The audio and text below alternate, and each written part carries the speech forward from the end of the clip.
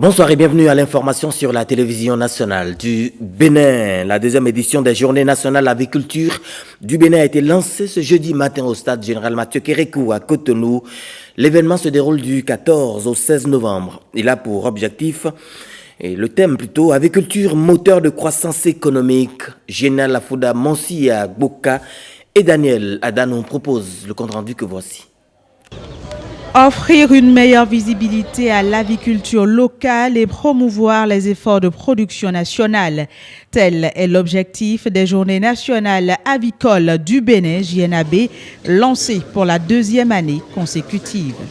Il est grand temps pour les professionnels de l'aviculture que nous sommes de faire périodiquement ce genre de sortie afin de montrer à la population potentielle consommatrice la gamme bien achalandée et qualitative de produits aviaires, aux gouvernants notre capacité à produire la pitance de leur peuple. C'est une forme de plaidoyer et un excellent espace de communication et de promotion. Le thème de cette deuxième journée avicole est intitulé « Aviculture, moteur de croissance économique ».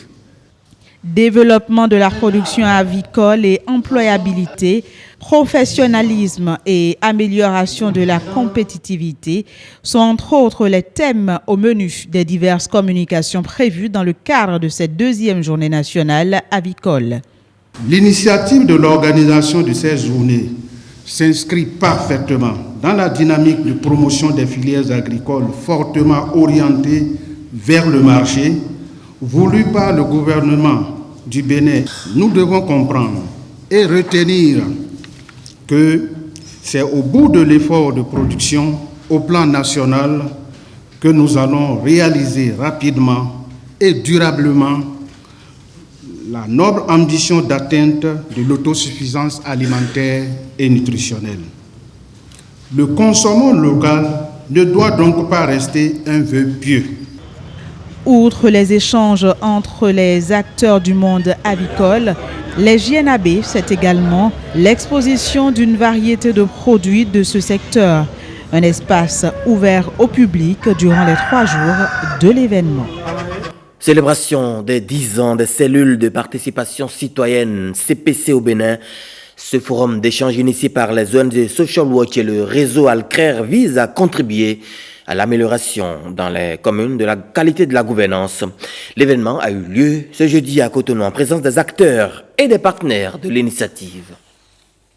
Après 10 années d'activité, les cellules de participation citoyenne marquent une pause afin de mieux rebondir. C'est donc dans la perspective d'échanger, d'analyser les tenants et aboutissants de ce projet depuis sa mise en œuvre que les ONG Social Watch et Alcrer célèbrent ces 10 ans d'existence. Les CPC se sont imposés comme des acteurs incontournables de la démocratie locale.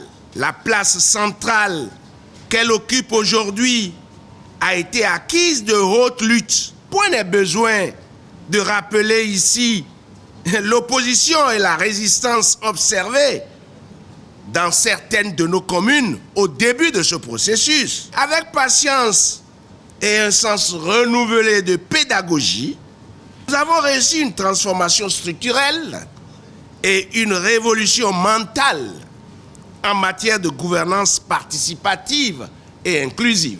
Cette initiative est soutenue par la coopération suisse et l'ambassade des Pays-Bas au Bénin. L'appui apporté sur cette période se monte à environ 5 millions de francs suisses. Il a contribué à l'émergence et à la structuration d'une société civile au niveau local au Bénin. Pour le représentant du ministre de la Décentralisation, les cellules de participation citoyenne représentent les leviers de la réussite de la décentralisation et du développement au Bénin.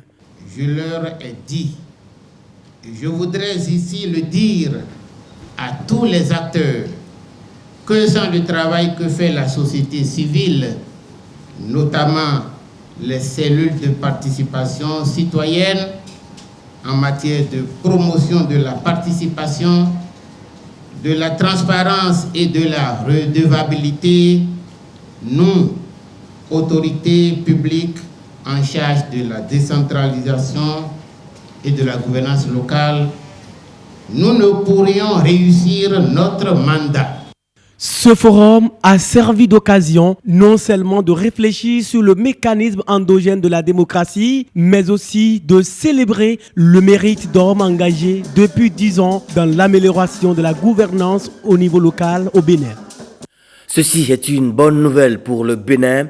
Il est classé bon élève en termes de santé, de reproduction et de planification familiale. C'est un constat de la Fédération internationale pour la planification familiale, l'IPPF. Et en fin de mission au Bénin, l'organisation non gouvernementale qui intervient dans 42 pays africains a tenu un point de presse aux côtés des responsables de l'Agence béninoise pour la promotion de la famille, la BPF. Suivez ici un extrait des propos du directeur régional de IPPF Afrique. On est vraiment satisfait de notre visite parce que ça nous a permis encore une fois de constater de visu ce que nous on avait dans les documents en ce qui concerne les actions de l'Association béninoise pour la promotion de la famille, ABPF. C'est une association phare dans notre fédération.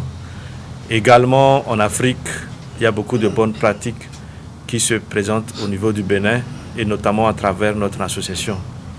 Je ne parlerai pas que peut-être ce forum des jeunes qu'on a passé cette semaine, c'est uniquement et sous le leadership de l'association béninoise pour la promotion de la famille à travers le mouvement d'action des jeunes que ça s'est passé.